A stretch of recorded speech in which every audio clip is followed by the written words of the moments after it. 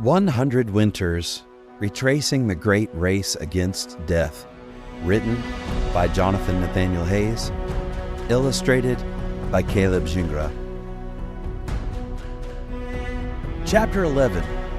Kaltag. Our last day on the Yukon River promised to go off without a hitch, but in the frozen wilderness, things rarely do. We received word that the village of Kaltag had planned a potlatch to commemorate the serum run, and we were to be the guest of honor. That had me pushing the dogs a little harder than I normally would. I knew it was risky, but I was banking on the change of scenery, creating renewed energy in the team when we left the river for the 2-day overland portage tomorrow. When the Koyukon mail driver, Tommy Patsy Patson, had run this section of the original relay, he made the best recorded time of the entire serum run, an average of 11 miles per hour.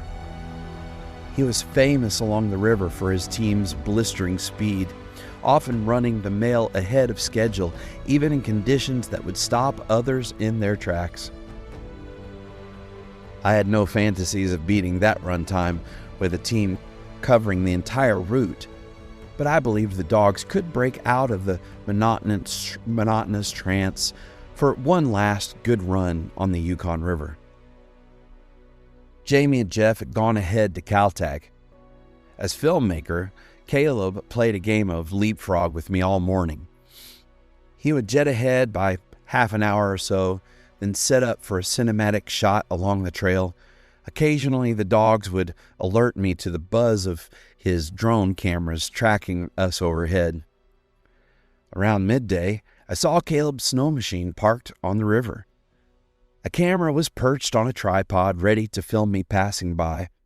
I looked around a bit more until I spotted him well off the trail, his 6'3" frame, waist-deep in snow, drone controller in his hand. I had learned not to wave or speak to him when he was thus engaged. That would, quote, ruin the shot, close quote.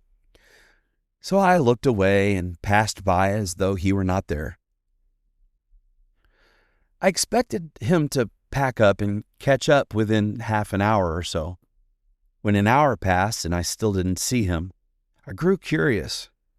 Perhaps he stayed behind for some B-roll footage, I thought. But that didn't make much sense. We'd seen far more dramatic landscapes, and more lay ahead. When a couple more hours passed with no sign of him, worry set in. Perhaps he took another slough of the river and is already in Kaltag enjoying the potlatch. Or maybe a snow machine broke down. That was the worst-case scenario I was willing to entertain. More terrible possibilities lurked. Injury, ice. I forced those thoughts back. Assume the snow machine trouble, I told myself. Reach Jamie and Jeff, who knows, Caleb may pull up any moment. Just as I decided to radio out, I saw 2 small specks glimmering in the fading light of the setting sun ahead. Jamie and Jeff had returned from Kaltag, now traveling light without their heavy gear trailers. Both were accomplished snow machiners, nearly flying across the uneven surface, relishing their unencumbered freedom. Jamie, ever the speed demon, reached me first and removed his beaver hat and mask. "The whole town is at the tribal hall," he said. "They're waiting dinner on you." Oh, I hated to hear that. No amount of wishing could get me there any faster, and I was still nearly an hour out. "Well, that's too bad. I hate to keep them hungry, but I'm not flying," I replied. "Is Caleb in town?" At those words, worry immediately flushed Jamie's face. "He isn't with you?" "No," I answered. "I haven't seen him in nearly 3 hours. Just then, Jeff pulled up.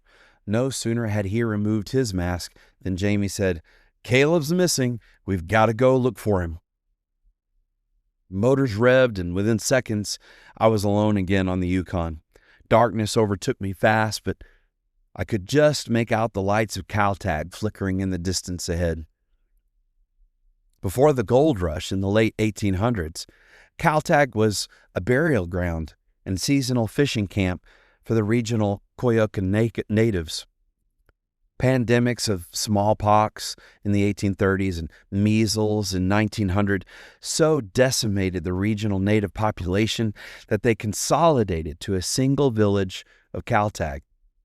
Throughout its history, though, the village has been characterized by the subsistence hunters and fishermen that call it home. When I pulled into town, an elderly man stood on the bank and greeted me.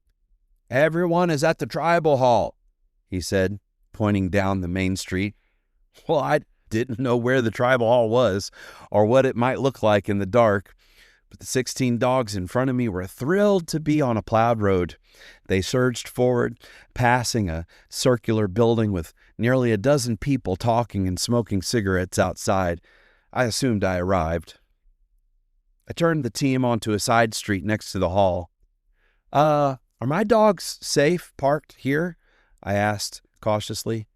Yes, came the reply from those standing. "No one drives down this road. No one will bother your dogs." By now, the children were emerging from the shadows of the streets.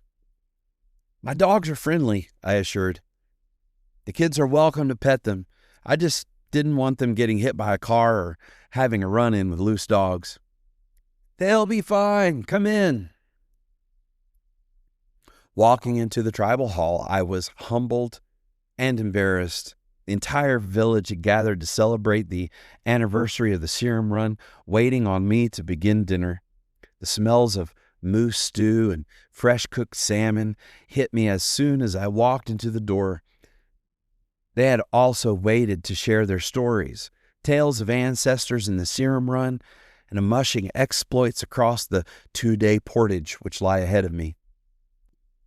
They were kind and gracious. Every speaker welcomed me warmly, thanking me for honoring their heritage. Yet I couldn't stop watching the door. Nearly 4 hours had passed since I'd seen Caleb, and over an hour since Jamie and Jeff had gone after him. Each time the door opened, the icy air mingled with the hall's warmth, fogging the entryway. I pulled out the antique file box that the mayor of Nenana had entrusted to me at the start, the one I carried on loan from the Alaska Railroad Museum. Families posed for photos with it like it was a monument. An elderly woman stood and spoke. "We would like you to deliver something to the village of Unalakleet for us when you get there." She explained that just the day before, a high school basketball team had flown from Unalakleet to Nome, crossing Norton Sound along the route I would take. Their plane had gone down. All souls were lost. The town of Kaltag made a large poster filled with handwritten messages for Unalakleet and asked me to deliver it. At first I thought surely they could just mail it. It would take me 2 days to get there. Then I realized, in these conditions, 2 days by dog team is the fastest way. "Yes, of course," I said. "I'd be honored to deliver the message." After a prayer, people lined up for food. "You're our guest. Please come and make a plate." I couldn't refuse, but my eyes stayed fixed on the door. At long last, Jeff and Jamie entered the hall, shaking off mittens, casting off anoraks, and pulling down balaclavas without Caleb. I rushed over to Jamie. "Caleb?" I asked. "We found him. He's here with us. He'll be coming in soon." Jamie's eyes and tone told me he was frustrated. "Good. You can fill me in later." Just then, Caleb walked in. "Did I miss it?" Caleb asked, frustrated. Always the professional, he was upset not to have captured the potlatch welcome on film. "Well, mostly. It's all over but the eating now. I'll introduce you to some people I think you'll want to interview. Then I'll make you a plate while you grab your camera." Caleb was still interviewing villagers long after the potlatch ended. As the crowd dwindled, I sat down at the table with Jamie and asked what had happened. We met some state troopers here in town, he explained. We told them we were going back to check on you guys. They were about to go on a patrol by plane. After we spoke to you, we went back upriver until we found Caleb's snow machine, but no Caleb. It was dark. We were looking at his tracks and trying to figure it out when we saw the state troopers' plane circling a ridge nearby, its landing lights on. It tipped its wings like it was signaling. Then I saw a flicker of light about a half mile up on the ridge. Caleb had wandered half a mile off the trail, waiting in waist-deep snow in the dark. If the plane hadn't been circling, Jamie never would have seen him. By this point, Jamie's tone had shifted from slight frustration to anger. I had to ask the obvious question, even though I already sensed the answer would frustrate him further. What was he doing up there? He was flying his drone over the ridge to get footage of your team. The cold shut the drone down and it crashed somewhere up there. He went up looking for it. Knowing both Caleb and Jamie well, it all made sense. Although Caleb would have liked to recover the drone itself, that wasn't the real motivation. It was the footage on the drone. He's so dedicated to his craft, he couldn't stomach the idea of losing all that footage stored on the drone. Images of villages, Bishop Rock, snow machines, dog teams battling the elements. That was worth the risk in his eyes. But it was a big risk for Caleb to have taken alone. The next thing to die in that cold would have been his headlamp. And then, it's no exaggeration to say, Caleb. To Jamie, it was a fool's errand. Caleb had backcountry experience, but at 25, he was the youngest of our team.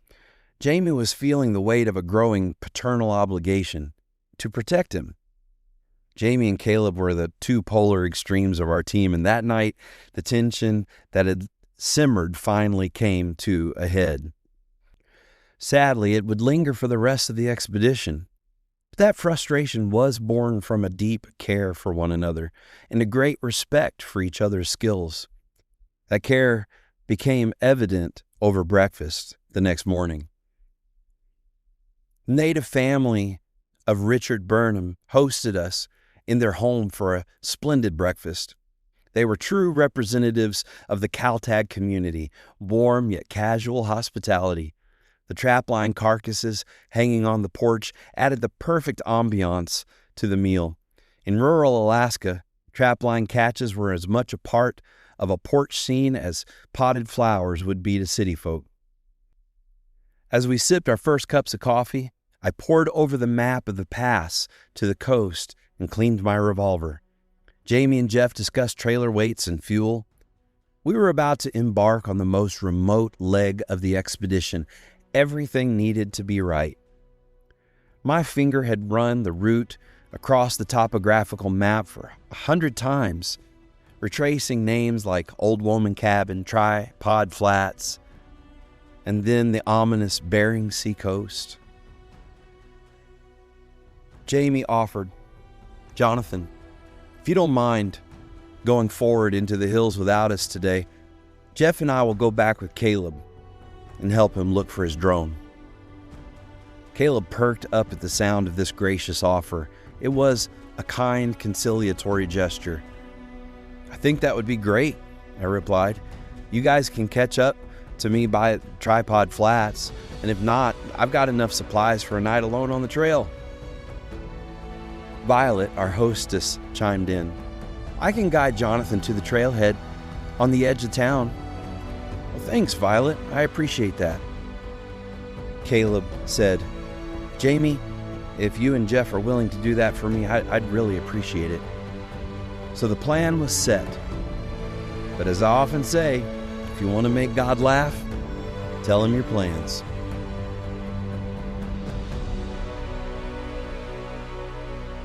You've been listening to 100 Winters, Retracing the Great Race Against Death. This book is now available on Amazon in hardcover, in a paperback, and on ebook. You can also go to our website, our social media, and request an autographed copy if you'd like. I'll put the links to the Amazon sales page for this book in the comments for this podcast. Thanks so much for listening. Don't forget to like and subscribe. Leave us a comment and let us know that you're enjoying it. Until next time, Godspeed and happy trails.